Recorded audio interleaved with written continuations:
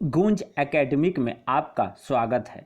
आज मैं आपको भारत नेपाल संबंध के बारे में बताऊंगा। ऐसा क्या है कि अभी भारत और नेपाल के बीच में जो संबंध है उसमें विवाद पैदा हो गया है, खटास पैदा हो गया है। तो उसके पीछे सबसे बड़ा कारण है नेपाल की संसद ने अभी हाल फिलहाल में लीपू लेक और काला पानी को अपना क्षेत्र बताया है, जबकि लीपू लेक और काला पानी भारत का क्षेत्र है और भारत ने नेपाल के नए नक्शे को सिरे से खारिज कर दिया है। अगर हम पीछे जाएं तो भारत और नेपाल के बीच में 200 साल पुराना विवाद है, जिसकी चर्चा मैं आगे करूंगा।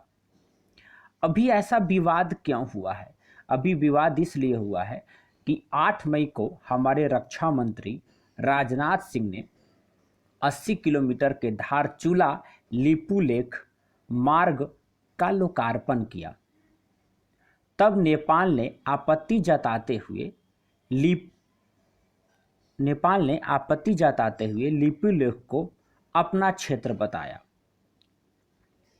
आगे के पहलू क्या हैं? नेपाल ने अपने नए नक्शे में कुल 395 वर्ग किमी के इलाके को शामिल किया है। लिम्पियाधुरा, लीपू लेक और काला पानी के अलावा 3 छोटे छोटे गांव हैं, उस पर भी नेपाल ने अपना दावा जताया है। वो है गुंजी, नाभी और कुटी। नेपाल के नए नक्शे के कुल 60 वर्ग किमी के इलाके को अपना बताया है। जो नया नक्शा है उसमें काला पानी के 60 वर्ग किलोमीटर क्षेत्र को उसने अपना बताया है।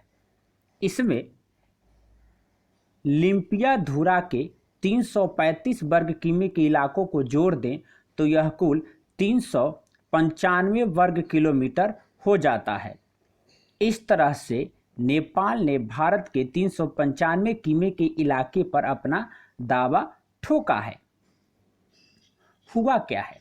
हुआ यह कि नेपाल के प्रधानमंत्री केपी शर्मा ओली के नेतृत्व में कैबिनेट की बैठक के दौरान 25 मई को इस मैप की मंजूरी दी गई और जैसे ही यह मंजूरी दी गई, भारत और नेपाल दोनों जगह हलचल मच गई, क्योंकि 26 मई के दिन उन्होंने सर्वदलीय बैठक बुलाई नेपाल ने।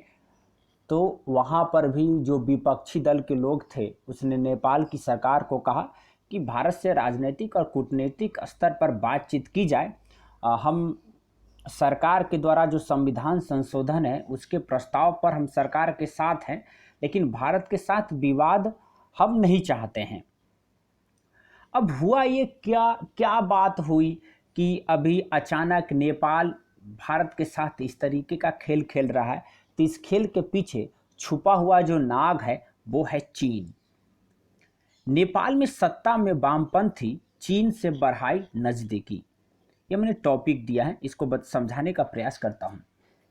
नेपाल में इन दिनों राजनीति में वामपंथियों का दबदबा है। नेपाल में संविधान को अपनाए जाने के बाद केपी शर्मा ओली पहले प्रधानमंत्री बने थे। आपको याद होगा नेपाल में काफ़ी उठापटक के बाद एक संविधान बना 2015 में और केपी शर्मा ओली पहले प्रधानमंत्री बने थे 2015 में, और वो अभी भी वर्तमान में प्रधानमंत्री हैं। दूसरी तरफ केपी शर्मा ओली जो है अपने भारत विरोधी कार्यों के लिए जाने जाते हैं, ठीक है। और जब नेपाल में संविधान बन रहा था तो भारत और नेपाल के बीच संबंध बीच में खराब हो गए थे और भारत ने एक नाकेबंदी कर दी थी, आर्थिक नाकेबंदी, और भारत के खिलाफ जवाबी कार्रवाई के लिए केपी शर्मा चीन की गोद में चले गए थे और नेपाल सरकार ने चीन के साथ एक डील कर लिया था। इसके तहत चीन ने अपने पोर्ट को इस्तेमाल करने की इजाज़त नेपाल को दे दी थी। आप लोगों को वो ध्यान में आ रहा होगा, जब भारत ने वो आर्थिक नाकेबंदी की थी और नेपाल में काफ़ी सामानों की किल्लत हो गई थी। अब वो आर्थिक नाकेबंदी क्यों की गई थी? क्योंकि भारत में जो मधेसी लोग रहते हैं भारत नेपाल सीमा पर, उनका भारत से भी संबंध है और मधेसियों के साथ जो नेपाल का संविधान है उसमें बराबरी का दर्जा नहीं दिया गया मधेसियों को। इसको लेकर मधेसियों का विरोध था और वो चाह रहे थे कि भारत उनका साथ दे। भारत सिर्फ ये चाहता था कि अगर संविधान बन रहा है तो सभी को बराबरी का दर्जा मिले, लेकिन बीच में संबंध खराब हो गए और आर्थिक नाकेबंदी करनी पड़ी थी। और इसी बीच में चीन को एक मौका मिल गया और उसने नेपाल को गले लगा लिया। और चीन में सामान की किल्लत हुई तो उसने अपने एक पोर्ट को इस्तेमाल करने की इजाज़त उसको दे दी थी। 26 मई को केपी शर्मा ओली ने संसद में भारतीय सेना प्रमुख पर निशाना साधा। हमारे सेना प्रमुख पर ओली ने कहा कि काला पानी, लिम्पियाधोरा और लिपू लेक हमारा है और हम उसे लेकर रहेंगे। अब जो राजनीति है, नेपाल एक छोटा देश है, लेकिन चीन की साह के कारण अब वो हमें भी आंखें दिखा रहा है। लेकिन ऐसा नहीं है कि यह विवाद अभी का है। अगर हम पीछे इस विवाद पर जाएं तो ये विवाद 1816 से जुड़ा हुआ है, अंग्रेजों के साथ की गई संधि। भारत और नेपाल के वर्तमान विवाद की शुरुआत 1816 में हुई थी। तब ब्रिटिश हुकूमत के हाथों नेपाल के राजा कई इलाके हार गए थे। उसके बाद सुगौली की संधि हुई थी 1816 में, जिसमें उन्हें सिक्किम, नैनीताल, दार्जिलिंग, लिपुलेख, कालापानी को भारत को देना पड़ा था, ये सारे इलाके। हालांकि अंग्रेजों ने बाद में कुछ हिस्सा लौटा दिया और यही नहीं, तराई का इलाका भी अंग्रेजों ने नेपाल से छीन लिया था। लेकिन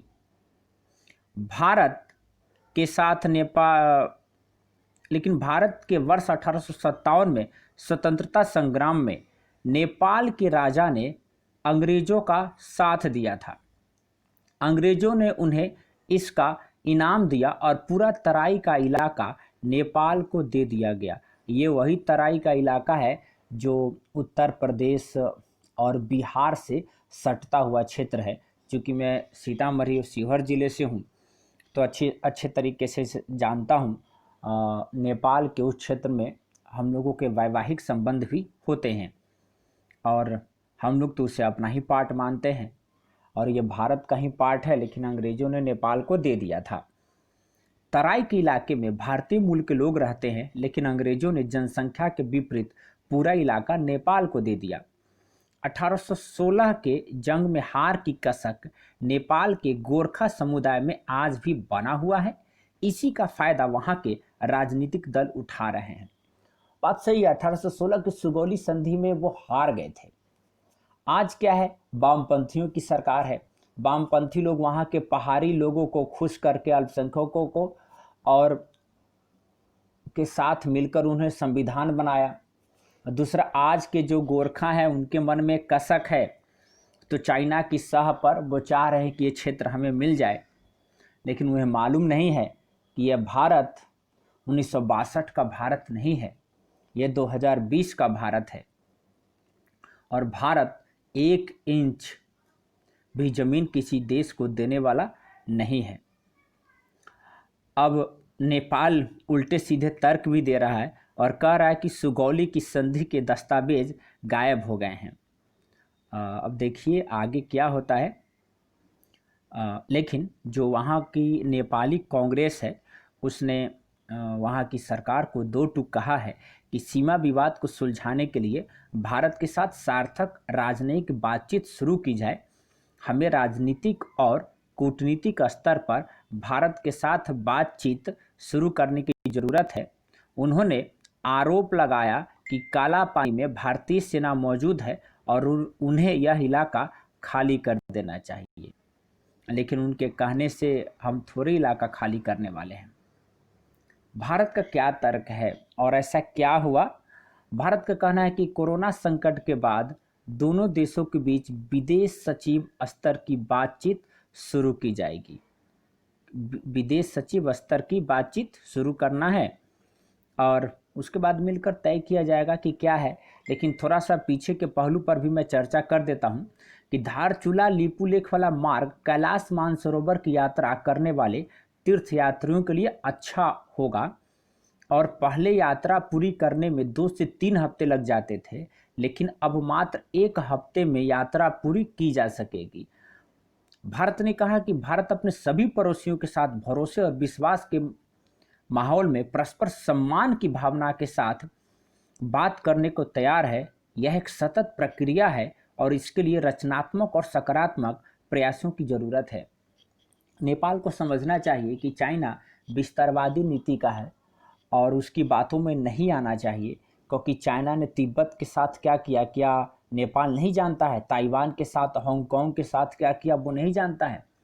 क्या नेपाल नहीं जानता है कि वो अपनी जनता के साथ कैसा व्यवहार करता है? लेकिन चूंकि वामपंथ का जो विचार है और चूंकि माओवादियों की सरकार बनी थी चीन में, जब वहाँ पर माओ त्से तुंग का उभार हुआ था, तो आज एक विचारधारा बन चुका है और उससे नेपाल बहुत ज़्यादा प्रभावित है और इसी वजह से वो भारत का विरोध कर रहा है। अब आगे क्या होगा मैं नहीं जानता, लेकिन मैं यही चाहूँगा कि नेपाल और भारत के बीच में संबंध अच्छे बने रहें।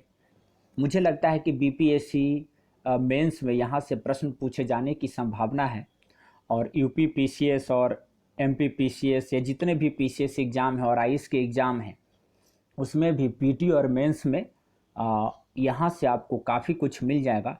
मिलते हैं किसी वीडियो में। जय हिंद, जय भारत।